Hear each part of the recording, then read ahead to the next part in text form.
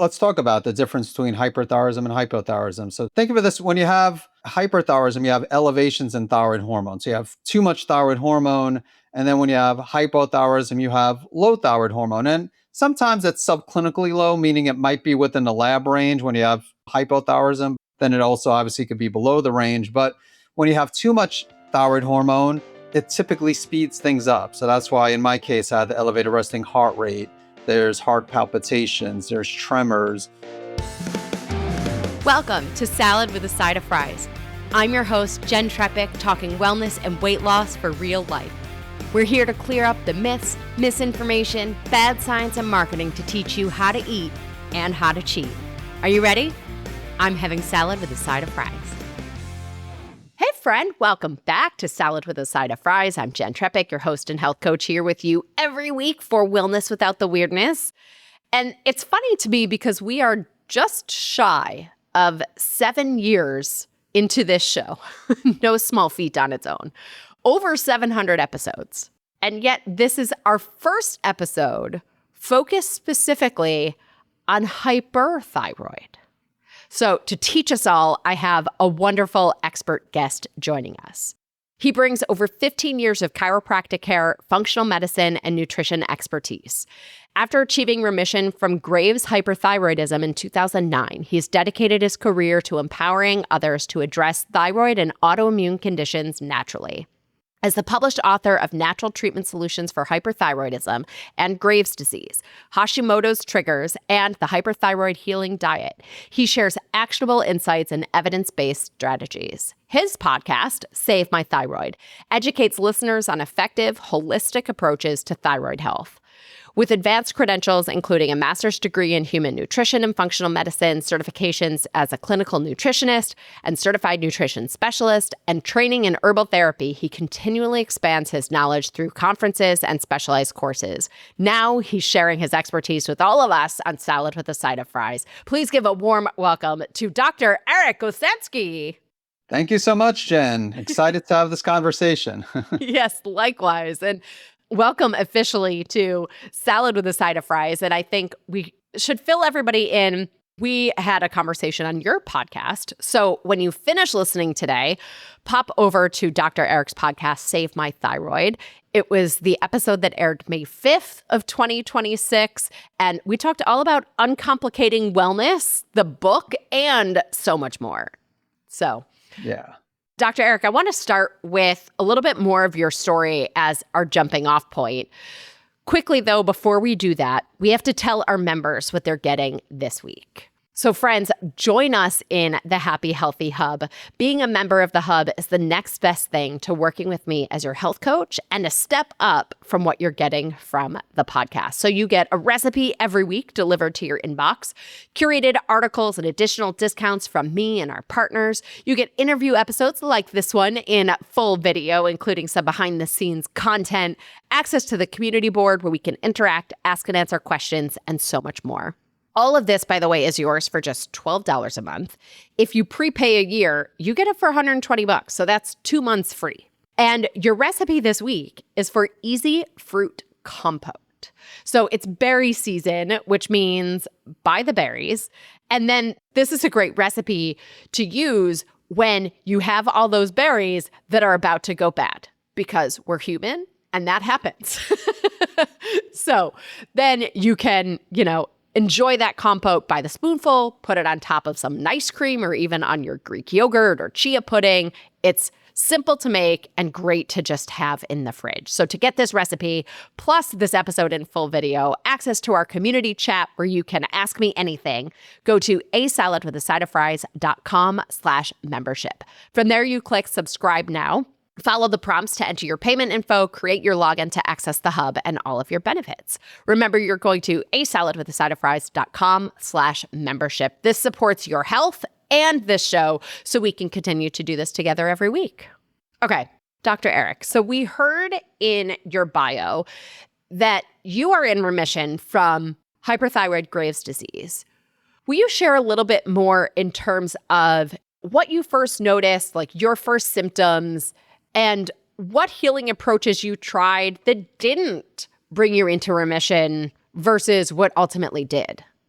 Yeah, so I started out trying to lose weight and I was dieting, detoxifying, exercising, and I was losing weight. But little did I know, some of that was not just from my weight loss efforts, but from the hyperthyroidism. And so that was, I guess, one of the first symptoms, but I didn't know. I thought it was because of what I was doing from a diet and lifestyle perspective, the exercise and all that. So one day I was walking around in a retail store, specifically a Sam's Club, and they had one of those automated blood pressure machines. And I was like, oh, let me just take my blood pressure, which I did. And my blood pressure was fine, but my heart rate was 90 beats per minute.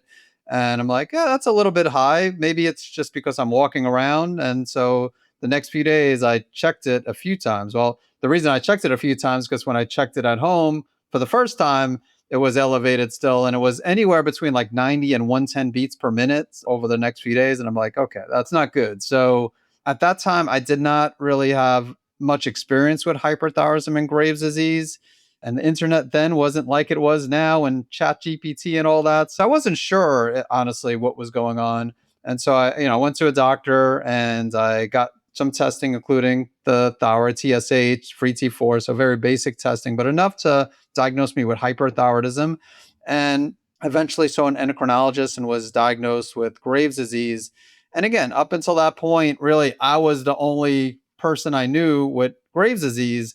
And I didn't know anybody who personally addressed it naturally. But as a chiropractor, when we take our continuing education credits, I would always take nutrition and functional medicine seminars. And I just happened to take a couple of functional endocrinology seminars in the past prior to my diagnosis. So I learned during those seminars, I mean, it was mostly on hypothyroidism and Hashimoto, since that's a lot more common, but they actually did cover a little bit on hyperthyroidism and Graves, and enough where I knew that, or I learned that there was at least hope of trying to address it naturally. And so, long story short, I mean, we could definitely get into the specifics, but I changed my diet, changed my lifestyle.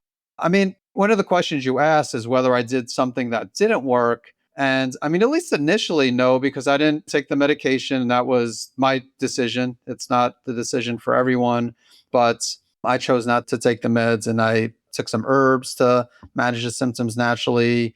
And then just again, I did some testing to try to find some of the triggers, underlying imbalances. I mean, I did hit a roadblock or two along the way, and we could talk about that. So, as far as maybe things that didn't work, but initially, it actually worked really well managing my symptoms naturally. And eventually my blood tests did improve. Like I said, I mean, a lot of healing when it comes to these health conditions, autoimmune conditions, even non-autoimmune conditions. It's a little bit of a roller coaster ride. So I did experience that kind of in the middle of this healing journey. But yeah, so that was my story. And then I realized there was so many people out there with thyroid, autoimmune thyroid conditions that I'm like, you know what? I'm going to start helping people. And that's when eventually I wrote my first book in 2011, Natural Treatment Solutions for Hyperthyroidism and Graves. And to this day, I still focus more on hyperthyroidism and Graves, just not only because of my personal experience, but there's just not a lot of practitioners that focus on hyperthyroidism. Most of them who focus on thyroid conditions, it's hypothyroidism and Hashimoto's just because it is more common. Well, exactly. I think, it's part of why we haven't necessarily dedicated an episode to it. And to the point that you're saying now, and even what you were sharing of your story, I think hyperthyroid almost often goes ignored because I guess the primary symptom, as you described it too, is the weight loss piece. And maybe it's just the corner of the internet and the world that I live in. But so many people are coming to me with that being on the top 3 goals that it's almost overlooked that there could be something else going on creating the change in weight. So maybe before we get into more of the things that we could do, maybe we sort of level set for a second and help people really understand hyperthyroid versus hypothyroid in terms of, symptoms, certainly beyond the weight loss piece of it, but also like what might someone experience that would have their antenna go up to say, we need to look at my thyroid, given that it's not the hypothyroid of the weight gain being the primary factor. You mentioned blood pressure too, which is worth talking about too. Yeah. So Let's talk about the difference between hyperthyroidism and hypothyroidism. So think of it this: when you have hyperthyroidism, you have elevations in thyroid hormone. So you have too much thyroid hormone. And then when you have hypothyroidism, you have low thyroid hormone. And sometimes it's subclinically low, meaning it might be within the lab range. When you have hypothyroidism, then it also obviously could be below the range. But when you have too much thyroid hormone, it typically speeds things up. So that's why in my case, I had the elevated resting heart rate. There's heart palpitations, there's tremors. Again, in my experience, the weight loss, which not everybody with hyperthyroidism experiences, but that's more of a classic symptom, which makes sense. If things speed up, you're more likely to lose weight. Hair loss, which also common in hypo too, hyper and hypo, seems to be more extreme with hyperthyroidism. Loose stools, diarrhea, and anxiety is pretty common. So let's compare that with hypothyroidism. So with hypothyroidism, instead of, again, weight loss, very commonly we'll get weight gain. You'll get, instead of the loose stools, diarrhea, constipation. Instead of the anxiety, many times you'll get depression. You might get coldness with hypothyroidism, whereas with hyperthyroidism, you're more likely to get hot flashes, heat intolerance. Now, fatigue is common with hypothyroidism because you need healthy levels of thyroid hormone to have good amounts of energy. But when you're hyper, it does put a lot of stress on the mitochondria, which are the energy powerhouses of the cell. So it's not uncommon for people with hyperthyroidism also to experience fatigue due to a different mechanism. But it depends. Like when I dealt with hyperthyroidism, I can't say I felt fatigued. It was more like a wired feeling, but some people feel like I have a wired but tired feeling. So again, it can differ. And then also, I should mention with hyperthyroidism, specifically Graves', there's a condition called thyroid eye disease where the immune system attacks the tissues of the eye. So in about 50% of people, you get some eye symptoms. Many times it's mild, but sometimes it could be like severe bulging, moderate to severe bulging, double vision, swelling. And so, but those are some of the more common differences between hyperthyroidism and hypothyroidism. And then as far as like, how would someone know? Because that was another question, like what Mhm. signs or symptoms would someone know? I guess, like it's tricky because like in my case, I was losing weight, but I was trying to lose weight. But if someone's not trying to lose weight, and they notice like weight loss, that's one way. But again, the heart rate too. I guess if someone is monitoring the heart rate, and these days, like again, back in 2008, we didn't have all these like devices and stuff, these, whatever people are wearing today, Apple Watches, Fitbits, and all these things that measure heart rate all the time. So if people are paying attention to that and they see that the heart rate normally is in the 60s or 70s, and all of a sudden it's kind of creeping up, that's another sign. But I had someone recently who their first symptoms was the eyes with Graves, what I just mentioned, that they were actually having some eye issues. And so they went to see an eye specialist, an ophthalmologist. They got referred to an ophthalmologist. And then the ophthalmologist is the one that realized that they have thyroid eye disease and eventually was diagnosed with Graves' disease. So again, sometimes it's pretty, I won't say obvious, because to the person it's not obvious if you don't know. Like again, even with me having a healthcare background, I wasn't sure that it was hyperthyroidism Graves. But again, if you're losing a lot of weight, you have an elevated resting heart rate, you're having palpitations, you're having tremors, like those types of symptoms, definitely you want to get checked out. Yeah. And the other piece of this that we haven't necessarily discussed is the autoimmune component, right? So if we think about two, before we get to treatments, but think about triggers or causes, or in that, will you talk about sort of the autoimmune component and maybe what some of those triggers are, like, glyphosate or toxins or some of that stuff? Yeah, of course. So yeah, most cases of hyperthyroidism are autoimmune. Again, there's Graves' disease is the most common type of hyperthyroidism out there. And with that, you have the immune system attacking the TSH receptors of the thyroid gland. And so when that happens, the thyroid will secrete more hormone. And there's also what's called TSH.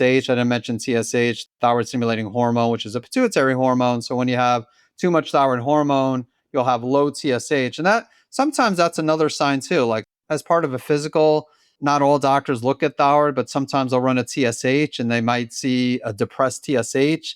And that's a sign, maybe. I mean, there could be other factors, but that would be another reason to maybe investigate and look at a full thyroid panel. And if someone is hyper, you definitely want to look at those antibodies.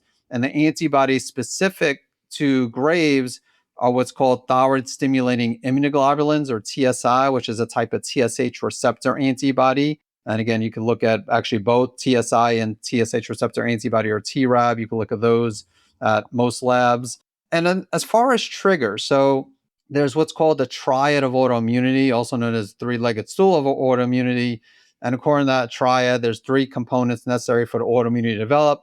One is a genetic predisposition. Two is a exposure to one or more environmental triggers. And then three is that leaky gut, that increased intestinal permeability. So when it comes to triggers, and thankfully, even though there is a genetic predisposition, by addressing the triggers, healing the gut, you could overcome Graves' disease. So it's, again, you can't change the genes, but you can change the environments, which is what we're trying to do. So four categories of triggers: food, stress, chemicals, and infections.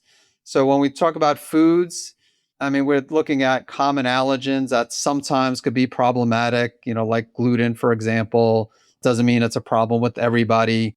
And then also you mentioned glyphosate. So there's the question even with, like, is it more of the gluten? Is it more of the glyphosate?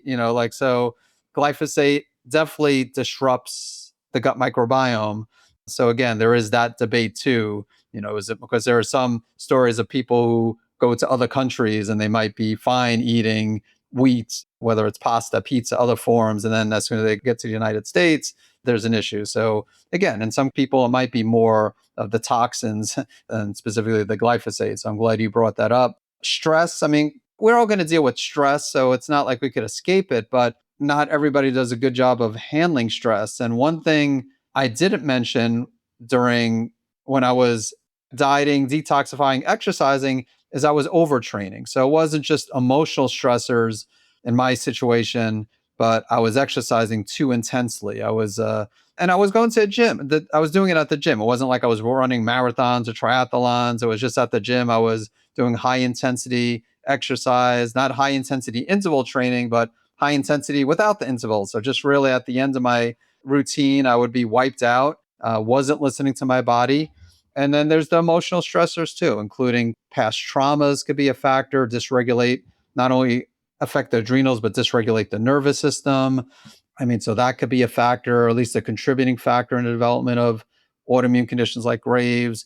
And then, yeah, getting back to the chemicals, we mentioned glyphosate, but there's no shortage of others in this day and age. There's the plastics, the xenoestrogens, bisphenol A. There's the microplastics that everybody's talking about now, nanoplastics, and there's flame retardants found in our clothing and furniture. There's heavy metals like mercury, aluminum, lead. And I mean, the thing is about these toxins and mold, let's not forget mold. Hearing more and more about mold and mycotoxins. And some of these will definitely activate the immune system. Others will affect permeability of the gut, and like glyphosate will disrupt the gut microbiome. But then also some of these are endocrine disrupting chemicals. So they could, and in that case, usually they're not causing hyperthyroidism. If they're disrupting thyroid, might be more likely to cause hypothyroidism. But the point is, these chemicals could affect the body in different ways: immune system, the thyroid directly, other hormones, and the gut microbiome. And then infections. So infections, viruses, bacteria, parasites can all be potential triggers. During the pandemic in 2020 and then 2021, we saw a lot more cases of Graves' disease because of the COVID virus. And that's in the literature now. And same thing with Epstein-Barr. Epstein-Barr, there's a relationship between Epstein-Barr and Graves, as well as Hashimoto. Same thing with H. pylori, which is a bacteria in the stomach. And so it's challenging because, again, getting back to gluten, like if someone has celiac disease, they know that they just avoid gluten and everything should be good. But with these other autoimmune conditions, you could have multiple triggers. It's not just one. You might have two or three or more. And to be honest, I find that common, where it's not just one that we're looking. And again, if someone has three or four potential triggers, we don't know for sure, like, are all three or four of those triggers? But if they're potential triggers, we're still going to address them to try to restore the person's health. Yeah, absolutely. And as you were talking, it reminded me too about the recent news of that parasite going around. Yeah. Yes. Yeah. So it's so interesting because there's always something.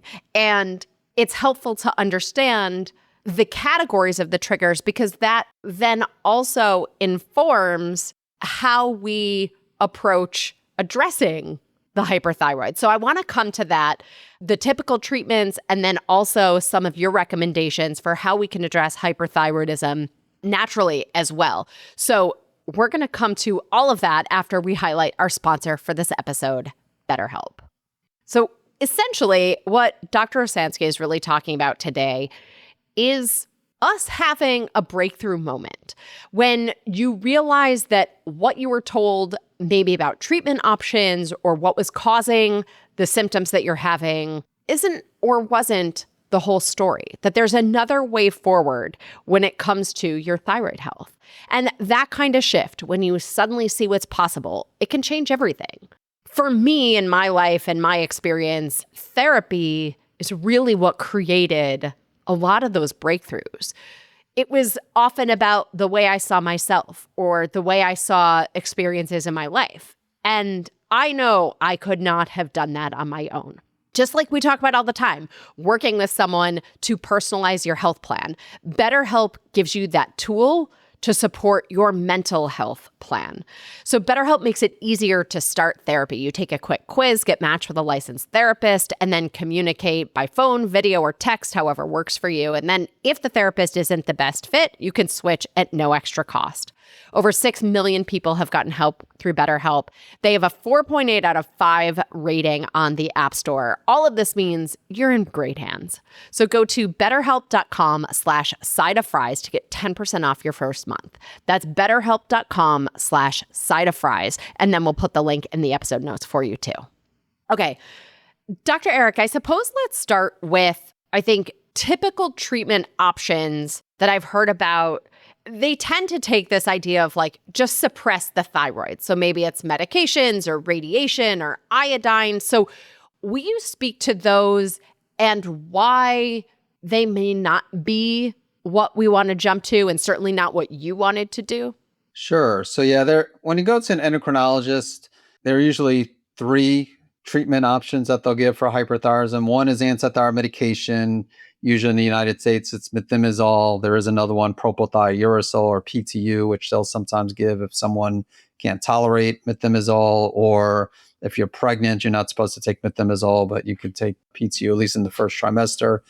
And I mean, there is a time and place for the medication. I mean, I wasn't opposed to taking it. I just wanted to try to avoid taking it and try to manage it naturally. But I was open to taking it if the natural agents didn't work. Sure. Which I could definitely talk about. So yeah, time and place for the meds. But then the other 2, again, I'm not saying there's never a time and place for radioactive iodine and thyroid surgery. It's just really should be the last resort after everything's been tried. Because with radioactive iodine, I mean, first of all, I mean, that's using radiation to destroy the thyroid gland. And so, I mean, obviously, I'm not a big fan of that.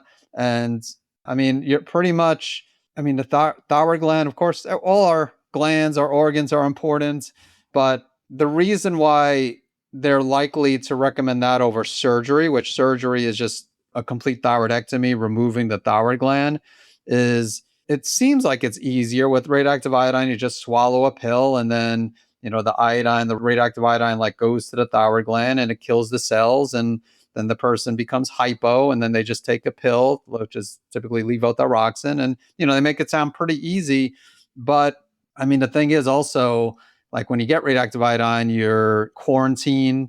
I mean, more so in the other countries. United States, they don't take the same precautions, but I mean, they still take some precautions, and then you're not supposed to get, if you're a woman, you're not supposed to get, try to get pregnant within like 6 or 12 months. I mean, there's risk with surgery as well, though. So there's risk with either one.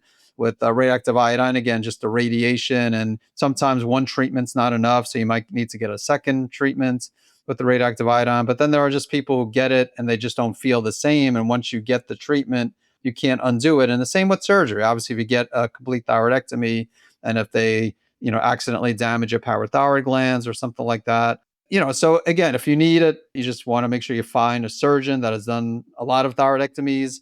But the big issue is, none of these are addressing the cause of the problem. So especially since we mentioned most cases of hyperthyroidism are Graves' disease, which is an immune system condition, And the research clearly shows that if you have one autoimmune condition, you're more likely to develop other autoimmune conditions in the future. So if someone needs to get these treatments, you still want to do things to optimize the immune system. But if you go to a conventional medical doctor, including most endocrinologists, they're not going to do anything for the immune system. It's pretty much just take the antithyroid medication for a year and a half, 2 years, and let's hope everything looks okay after that. And then with the surgery of radioactive iodine, it's, let's take out the thyroid or destroy the thyroid and just be on thyroid hormone. And that's it, not really thinking, well, hey, the autoimmune process was never addressed. And even if you have a non-autoimmune thyroid condition like toxic multinodular goiter, for example, there's still a cost for that as well.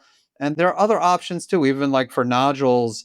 There's like radiofrequency ablation, where they use radio frequencies to shrink the nodules and without having to remove the whole thyroid gland or use radioactive iodine. So even if you don't want to go the natural route, there are other options depending on the situation.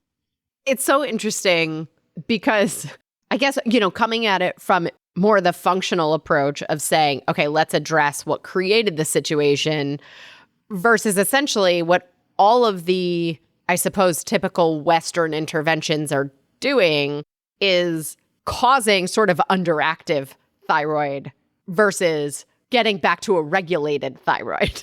Yeah.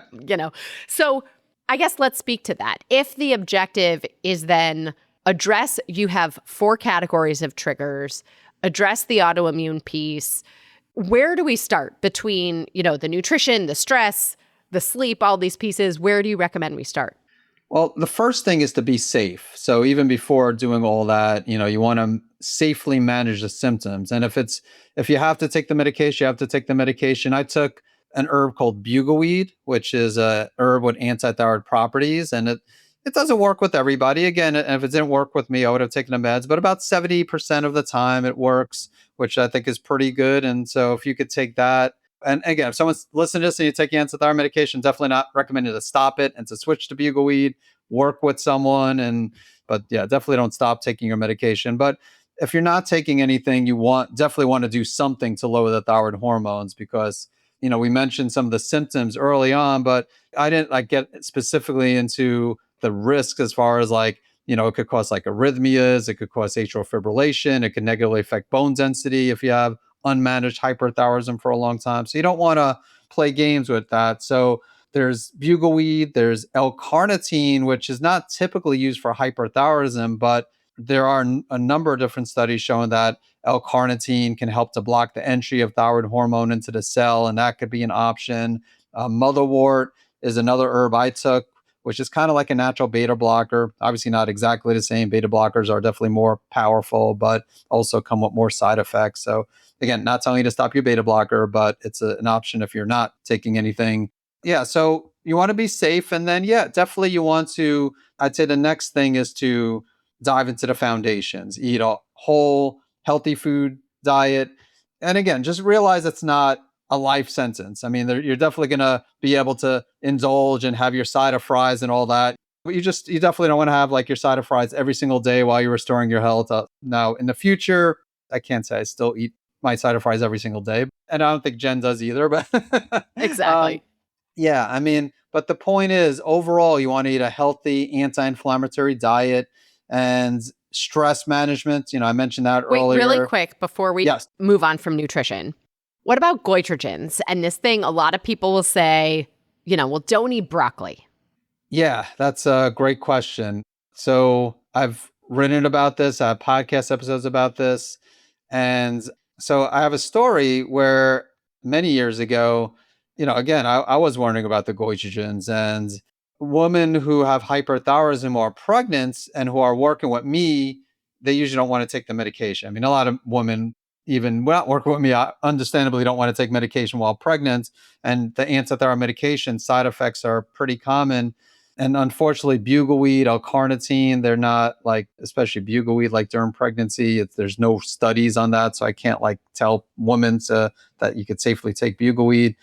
So I actually intentionally, again, I wasn't telling them not to take the meds. They just weren't taking the meds on their own. I'm like, well, we need to do something. So why don't we try eating large amounts of raw broccoli or whatever cruciferous vegetables you're willing to eat, just eat a lot of them. And let's see And let's will see. you just explain the theory of that? Of Yeah. what Oh, the yeah. So goitrogens inhibit thyroid hormone production, and it does this by interfering with iodine. Iodine is important for thyroid hormone production, and so if you eat especially larger amounts of goitrogenic foods like broccoli, kale, Brussels sprouts, cauliflower, that could essentially inhibit thyroid hormone production. So, and again, in hyperthyroidism, first of all, that wouldn't be, if that worked, that wouldn't be a bad thing. And like I said, I tried to do that. So getting back to the story, I had these women take these large amounts and I didn't see any change. Like, unfortunately, it would have been awesome to have them eat broccoli, large amounts of broccoli instead of taking the antithyroid medication. And then as well as other people who just want to use goitrogenic foods. So I would say in most cases, it's not true. Every now and then I'll have someone who says, yeah, I eat like some raw broccoli and I'll have some swelling of the thyroid. And if you cook it, it will diminish, it'll greatly decrease the goitrogenic properties, So, but again, I don't find it to be an issue. And to be honest, most people aren't eating like 5 cups of raw broccoli per day. In this case, I was with the women who are pregnant, I was encouraging them to eat that much, and I still didn't see them become hypo. But like I said, in hyperthyroidism, it's definitely not a concern. And if it is a concern at all, it would be more in hypothyroidism and Hashimoto's. But yeah, even and then, most people with Hashimoto's, for example, could eat broccoli without a problem. Okay, excellent. So then I think the next one you were going to is stress. Yes. So stress, I won't spend too much time on this because I already spoke a little bit about it where, just a lot of people are under stress and it's not just an emotional stressor, as I mentioned, like the overtraining.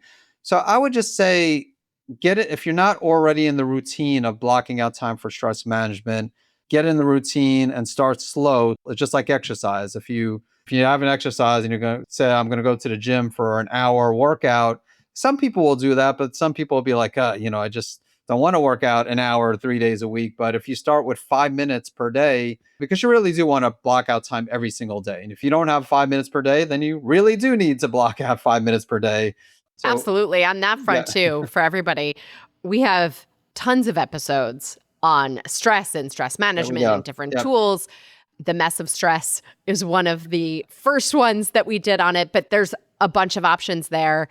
And we also have an episode coming up about the overtraining component, or Oh, wow. essentially syncing your movement to your stress so that we can understand that connection.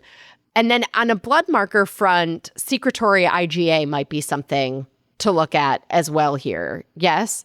Yeah, so secretory IgA, definitely more so. You could look at it in the blood. It's immunoglobulin A in the blood. But when I did my saliva test for the adrenals, it actually looked at secretory IgA, and secretory IgA was depressed.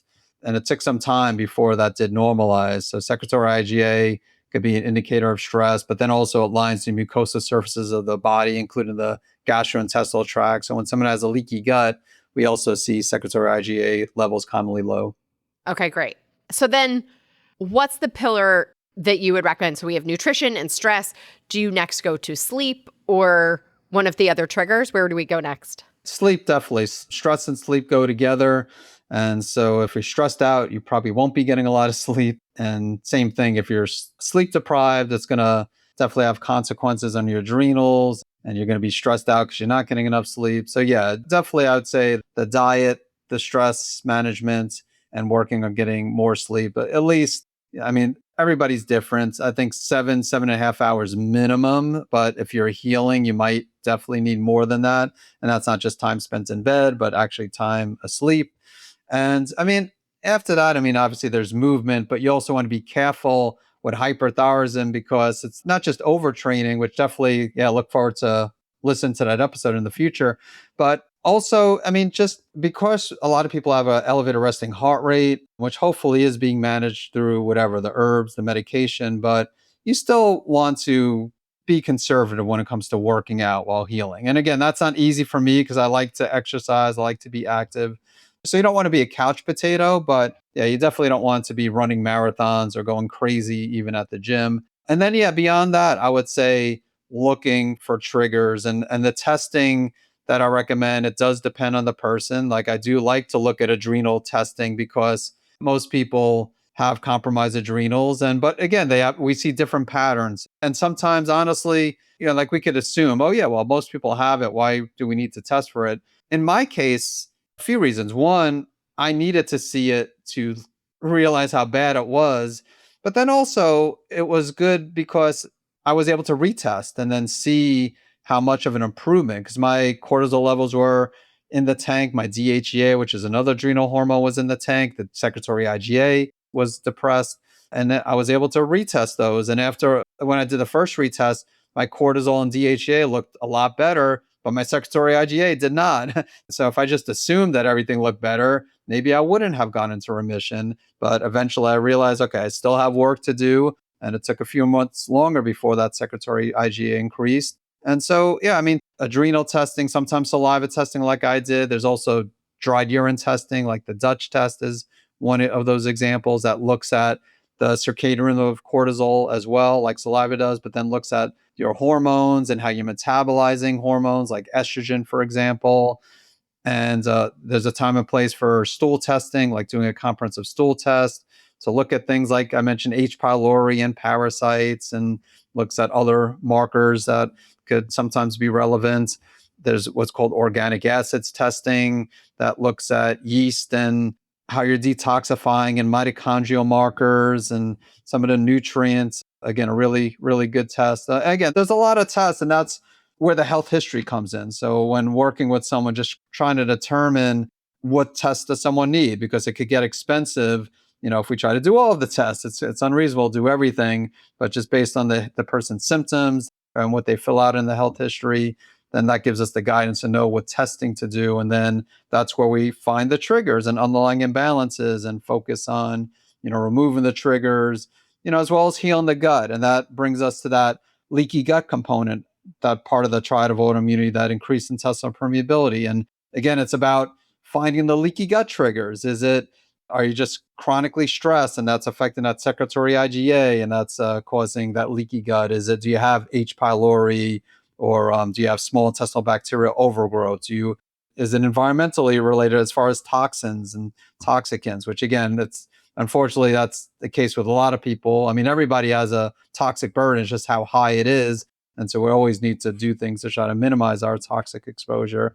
So that would be the next step as far as like finding the triggers, doing the testing. Perfect. And you brought up a couple things in there that I would be remiss if I didn't sort of double click on. So we understand autoimmune has this leaky gut component. We understand H. pylori and some of these other bacteria or parasites can be in the gut. There's also a piece that you mentioned of estrogen metabolism, and the conversion of T4 to T3 happens in the gut. So can you just speak to a little bit of what to think about there in the gut thyroid connection? Yeah, great question. So there's a number of different ways where the gut relates to the thyroid. I mean, we mentioned that triad of autoimmunity, so you need that leaky gut component. But then you're absolutely right. Conversion of, like, the thyroid gland produces mostly T4, a little bit of T3, but mostly T4. Most of the T3 is developed by the conversion of T4 into T3, as you mentioned. And T3 is the active form of thyroid hormone that actually binds to the thyroid receptors. And actually about 60% of that takes place in the liver, about 20% takes place in the gut. So still a significant amount in the gut. And so liver gut, definitely important for that conversion. I mean, of course, then we could dig even deeper. Like, there are certain nutrients that are important for optimal thyroid function. And so if you don't have a healthy gut, you might not get healthy nutrient absorption, things like selenium, zinc. I mentioned iodine, iron, all these. I mean, if you don't have like adequate stomach acid, even like low stomach acid, it could be maybe because you're stressed out, or you have H. pylori, which suppresses stomach acid. And then as a result, that's affecting some of the nutrients. And one other thing, which is really important, most of the immune system cells are located in the gut. Like 70 to 80% of the immune system cells are in the gastrointestinal tract. So you definitely, for that reason alone, you need a healthy gut to have a healthy immune system for those with Graves, as well as other autoimmune conditions. Excellent. So we have covered a lot. Is there anything we haven't discussed that we'd be remiss if we didn't touch on, or a final thought to wrap this up? I mean, there's definitely a lot more that we can cover, but I think we cover the most important things. I mean, getting back to iodine, I guess that's a hot topic in thyroid health just because you get like some people are like, oh, we need to take high doses of iodine. And then others, like another train of thought, like just completely avoid the iodine. And I hate taking the middle ground. But again, I think it is the Goldilocks principle that if you take too much iodine, it could be a problem, especially in supplement form. Arguably sometimes even in food, like if someone's like has hyperthyroidism and they're eating a lot of kelp, maybe that could in some people be problematic. But then also to say that you don't want to have any iodine when it's, I mean, iodine definitely is important. And again, I would say work with a practitioner, like don't go crazy with like taking like iodine supplements, but then also as far as completely restricting iodine, again, like I said, don't take my word for it. Work with someone because it is tricky with iodine, and some people are more sensitive to iodine than others. And again, it sounds weird saying that because it's a mineral, and like how could you be sensitive to a mineral? And there's you could be low in selenium, and that maybe you just need more selenium to help when you're, let's say, if taking a multivitamin with iodine. But yeah, so I'm definitely not scared of iodine, and I'm not anti-iodine, but I am conservative. And so I guess that would be the one thing that we didn't cover that I Hmm. think is good to bring up just because a lot of people have that iodine and thyroid health question.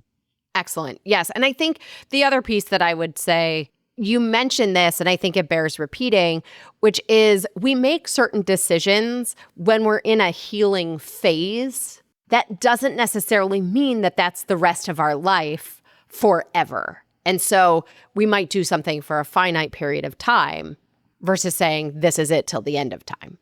Yeah, exactly. I mean, yeah, there's, like I said, there's definitely once, especially once you heal, there's more room to indulge. I'd be lying if I told you I never had my side of fries or pizza or things like that. You just want to be more cautious while you're healing because you want to heal. So, Exactly. yeah, All right. It's time for our rapid fire off topic questions that I ask every expert who joins us. You ready? I think so. All right. What's the best thing you've done for your health this week? What's the naughtiest thing you've done related to your health this week? Actually, the best thing, so my wife's a teacher and she's off for summer vacation. So I actually don't have to wake up as early, and so I've actually been getting more sleep. So that's not just this week, but really for the Nice. last few weeks, I've been not sleeping in really late, but getting more sleep than I would during the school year. And naughtiest thing, I guess I'll go with the pizza because I did have a pizza. Now it was cauliflower crust pizza, but still, it's still pizza. So Delicious, right? yeah. It's the salad and fries. All Yeah, it right. was good. Yeah. Exactly. If you weren't the natural thyroid doctor and author, what would you do? Yeah, so good question. I mean, I don't know for sure because, again, I've been doing this for so long and definitely have a passion for this. But prior to this, I got my degree in psychology and I was thinking about becoming like a sports psychologist. And then I just switched gears and, became a chiropractor because I hurt my back. So I guess if I didn't go down that path, maybe I still would go down the sports psychology path. Sure. Your favorite book on any topic other than your area of expertise, or you could give us a fiction book. Yeah, I'll give a fiction book. I like The Hunger Games, so we'll go with that one. Oh, nice. I inherited those from an old roommate. They're here somewhere. Okay. Oh, cool. All right. Right? If you could cure one ailment, disease, or sickness, what would it be? Let's go. I mean, obviously, like I work with grays, but let's go broader and let's talk about autoimmunity in general, just because, I mean, there's cancer but again, there's also a lot of people with different autoimmune conditions. And so I'll go Sure. with that. Excellent. Yep. If you were a superhero, what would be your superpower? I don't know. Let's go with super speed. What's your biggest pet peeve? Tailgating, I guess, where, Interesting. yeah. Oh, like when driving, not before a sports game. No, yeah, driving, like when Okay, someone yeah. gets too close. Yeah, exactly. Yeah. All right, last one. In your opinion, what's the next frontier in wellness?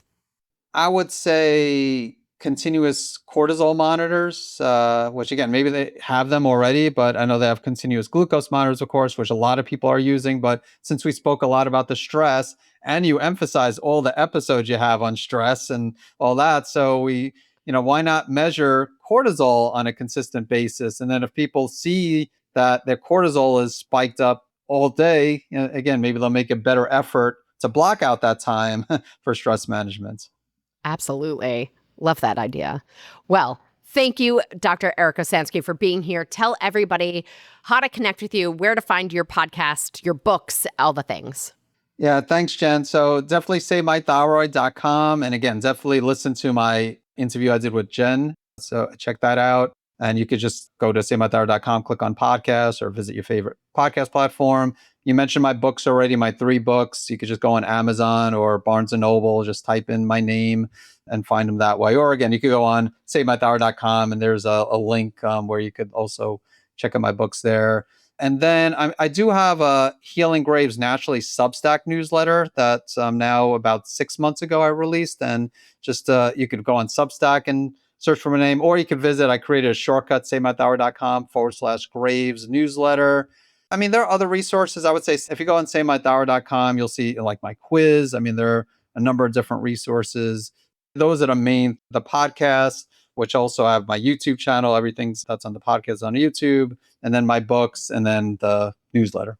Perfect. And we'll put links to everything in the episode notes so it's easy for everybody to find you. Thank you again for being here, sharing your expertise and your time. We truly appreciate it. Thank you so much. This was awesome. Really enjoyed it. Yes, likewise.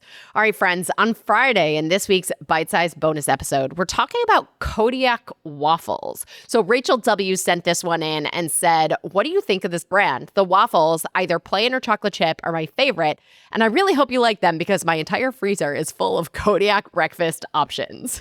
So Rachel, everyone, Kodiak has a lot of options, and we're going to look at the waffles together to see how they stack up. No pun intended. Or maybe it's pancakes that stack, whatever. Anyway, on Friday in this week's bite-sized bonus episode, so be sure wherever you're listening, click the plus sign or the follow button, and then your app will alert you when the Nutrition Nugget goes live on Friday. Well, as always, everyone, I'm Jenn Trepeck, your health coach. Connect with me on Instagram or all social media. I'm at Jenn Trepeck, JENNTREPECK. Website is asaladwithasideofries.com. Pick your platform, send a message. I love hearing from you. It's the highlight of my day to hear your takeaways, your ideas, your questions. This is also the easiest way to learn more about working with me as your coach. And Dr. Eric Osansky, thank you again for joining us this week. Thank you. Thanks again, Jen. It's been a pleasure. Thank you.